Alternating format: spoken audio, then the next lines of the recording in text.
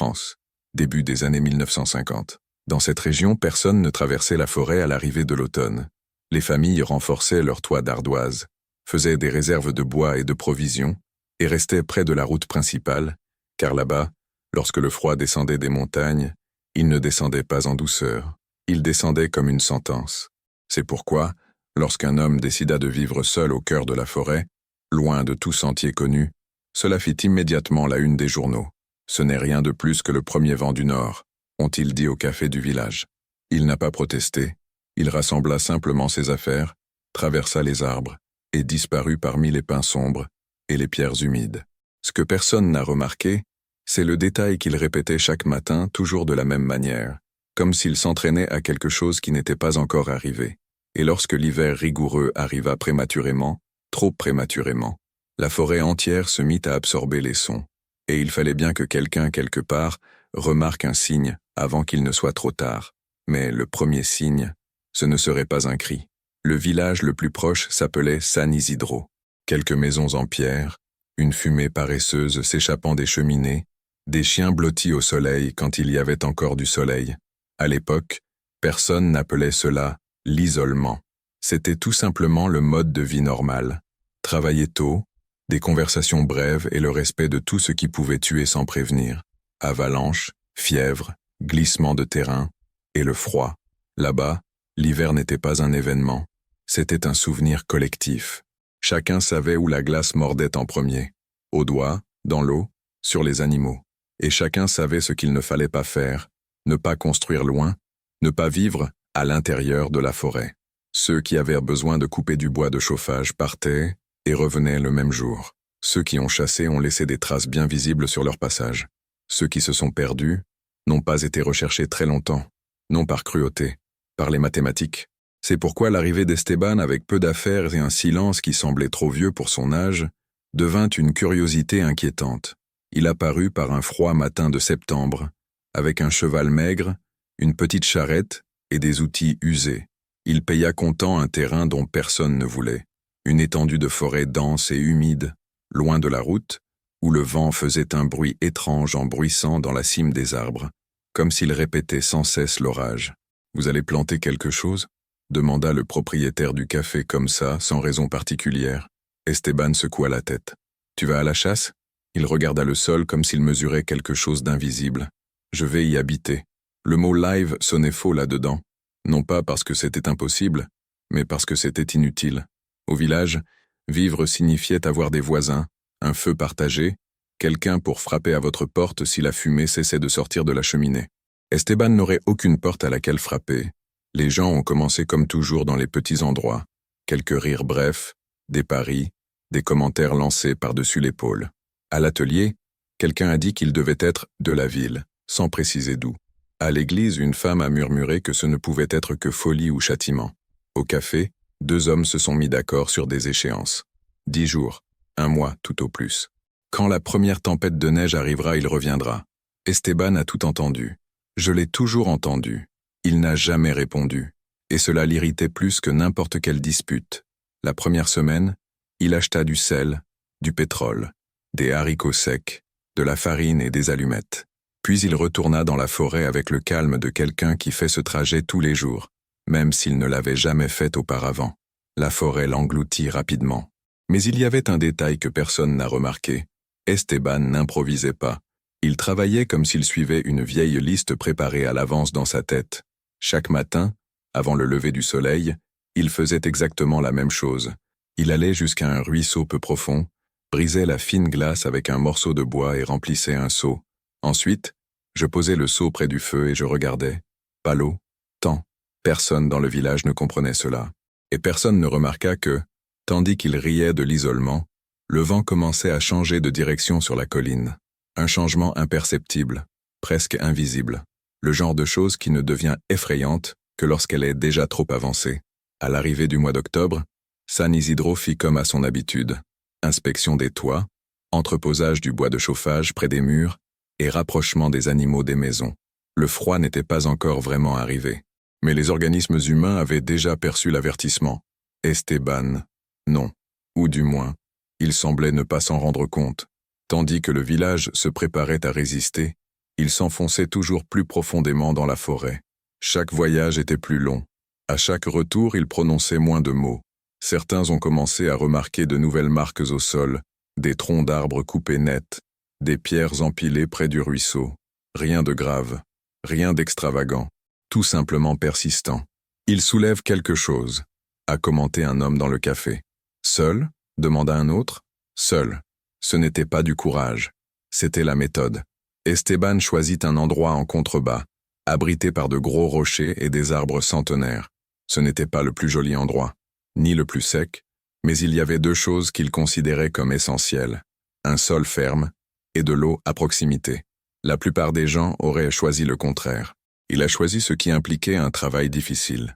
Les premiers murs commencèrent à s'élever lentement, pierre par pierre, sans hâte. Lorsqu'une pierre ne convenait pas, il la retirait, la réajustait et recommençait. Il m'arrivait de passer une matinée entière sur quelques mètres de mur seulement. Ceux qui observèrent de loin pensaient que c'était une perte de temps. Mais Esteban ne courait pas contre l'hiver. Je négociais avec lui. Chaque après-midi, le vent se rafraîchissait un peu. Rien d'extrême pour l'instant, mais c'était constant. Cela commença à inquiéter ceux qui observèrent de l'extérieur. « Il ne va pas finir », a dit quelqu'un. « Pas besoin », répondit un autre. « Quand il fera vraiment froid, il descendra. » Esteban n'est pas descendu. Quand il avait besoin de clous, il n'en achetait que quelques-uns. Quand il avait besoin de bois, il ne coupait que le nécessaire. Il ne semblait jamais fatigué, mais il semblait toujours attentif. Comme si la moindre petite erreur pouvait se transformer en quelque chose de grave. Un jour, un garçon du village le suivit à mi-chemin. Il vit Esteban s'arrêter au milieu du chemin, poser la main sur le tronc d'un arbre et attendre.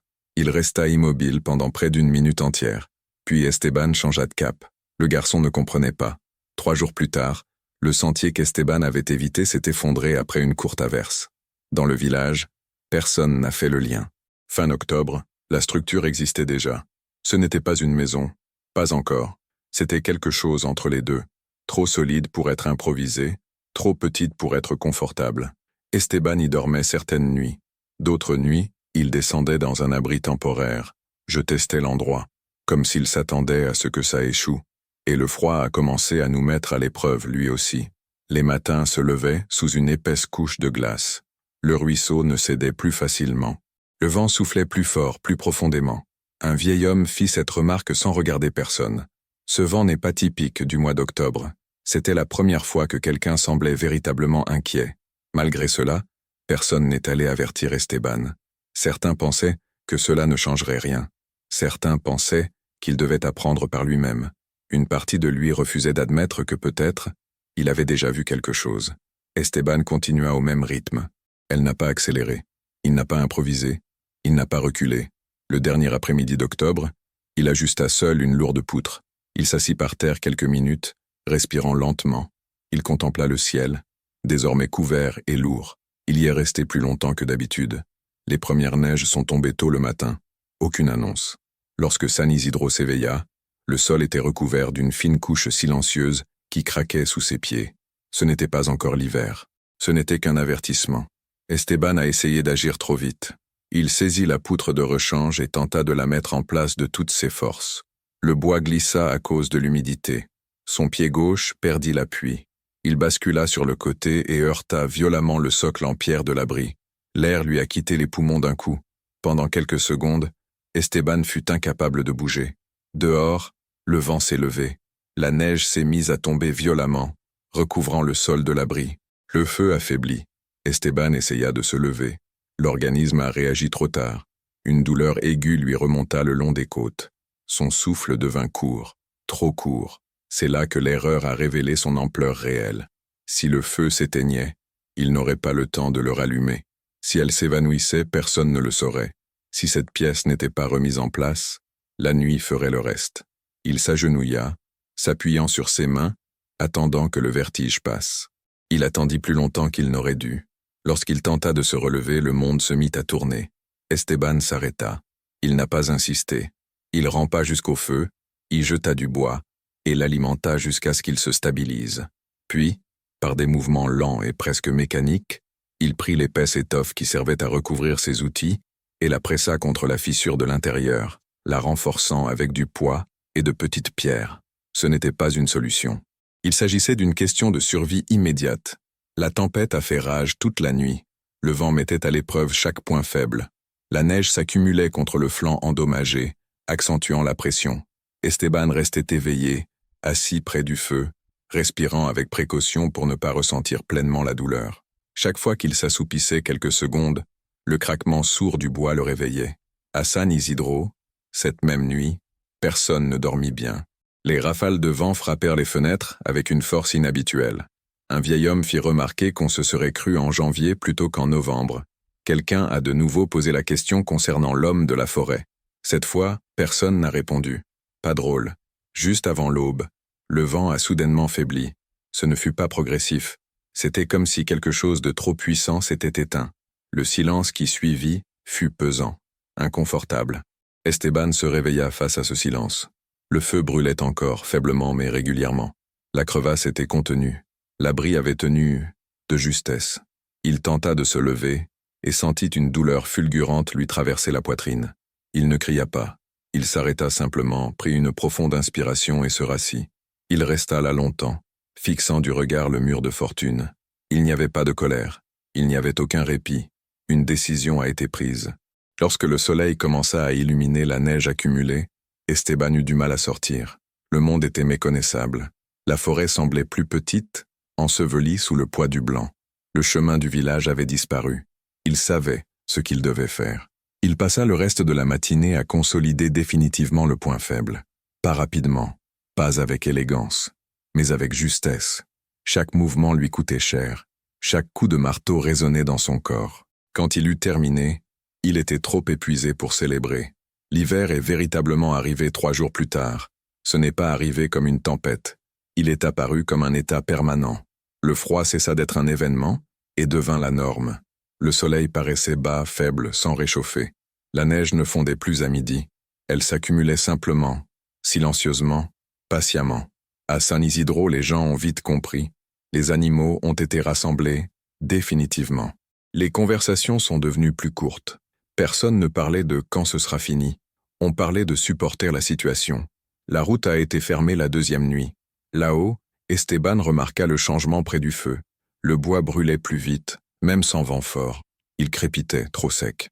L'air à l'intérieur de l'abri semblait lui voler sa chaleur dès qu'il pénétrait dans ses poumons. Il a modifié ses habitudes. Rien n'a été fait pour le confort. Tout a été fait dans un souci d'efficacité. Il se levait avant l'aube, entretenait le feu, faisait fondre la neige et mangeait peu. Il ne sortait que lorsque c'était nécessaire. Il rentrait avant que son corps ne l'exige. L'abri était fonctionnel. Les réparations avaient porté leurs fruits. Les murs tenaient bon. Le vent le mettait encore à l'épreuve, mais il ne soufflait plus directement dedans. C'était le genre de victoire qui n'apporte pas la joie. Juste une marge. Au village, le sujet a refait surface sur un ton différent. Il n'est pas descendu. Pas encore. Avec ce froid, vous ne pourrez probablement plus le faire. Plus personne ne pariait. Le pari avait perdu tout son attrait. Au 5e jour de froid continu, la première mauvaise nouvelle se répandit. Une famille vivant plus loin avait perdu 2 chèvres pendant la nuit. Elles avaient gelé dans l'enclos. Il n'y a pas eu de veillée funèbre. Pas de dramatisation. Juste une compréhension tacite que cet hiver ne donnerait pas 2 avertissements. Esteban en a ressenti les conséquences, sans même avoir entendu l'histoire. Ce matin-là, il tenta de briser la glace sur le ruisseau, en vain. Le courant avait complètement disparu. La glace avait pris le dessus. Il retourna à l'abri avec le seau vide et resta là quelques secondes, perdu dans ses pensées. Ça n'a pas marché. Il prit la pelle, creusa plus profondément dans la neige, et trouva un endroit où l'eau coulait encore en dessous. Il lui fallut près d'1 heure pour en avoir assez. Son corps était mis à rude épreuve. Il en prit pleinement conscience. Il ajusta sa respiration et retrouva son état normal. La solitude a commencé à me peser différemment. Pas comme la peur, l'absence d'erreur étant permise. En cas d'échec, personne ne serait là pour le corriger. Pas de second regard, pas d'aide improvisée. Et c'est à ce moment-là que la tension est montée. La tempête de neige a commencé au crépuscule. Forte, persistante. Le vent n'était pas violent, mais constant. Il poussait la neige contre l'abri, créant une pression accumulée. Chaque heure sans interruption était pire qu'une forte rafale de vent. La nuit est tombée bien trop vite. Esteban resta à l'intérieur, entretenant le feu avec une précision mathématique. Il surveillait la combustion et l'ajustait. Il dormait par courtes périodes, se réveillant toujours avant que son corps ne se détende trop. À San Isidro, cette même nuit, il y a eu une panne de courant. Les maisons étaient plongées dans l'obscurité. Des bougies étaient allumées. Les enfants restaient silencieux. Le froid s'infiltrait sous les portes. Quelqu'un murmura qu'il serait peut-être judicieux d'aller voir Esteban une fois la tempête passée. Si possible, répondit un autre. La tempête n'a pas fonctionné. Le lendemain, la neige recouvrit les repères. Les clôtures disparurent. Les sentiers s'évanouirent. Le village devint un ensemble d'îlots blancs, reliés par la seule force des éléments. Esteban tenta de partir mais rebroussa chemin. Le vent le déséquilibra. Il fit demi-tour avant de gaspiller inutilement de la chaleur. Il commença à faire fondre de la neige à l'intérieur de l'abri. La vapeur s'éleva en épais nuages et se condensa sur les parois. Il ajusta la ventilation au millimètre près. Tout fonctionnait. Tout, sauf le temps. Les dispositions étaient prévues pour l'isolement, mais pas pour un isolement indéfini. Il a encore réduit les portions, non par désespoir, mais par anticipation. La troisième nuit de la tempête, l'abri grinça différemment. Non pas comme s'il avait un dysfonctionnement, mais comme s'il était surchargé. La neige accumulée appuyait contre le toit. Esteban grimpa avec difficulté, nettoya ce qu'il put et redescendit avant que son corps ne le lâche. Lorsqu'il est rentré, il est resté assis par terre plus longtemps que d'habitude. Il prit une profonde inspiration. Pour la première fois depuis qu'il était monté dans la forêt, il pensa sérieusement qu'il n'avait peut-être pas tout calculé. L'appel à l'aide ne s'est pas fait par des mots. Un silence s'est installé là où il n'aurait pas dû exister. Au 4e matin de la tempête qui faisait rage, Esteban remarqua quelque chose de différent en se réveillant. Ce n'était ni le froid, ni le vent. C'était l'absence de tout son humain.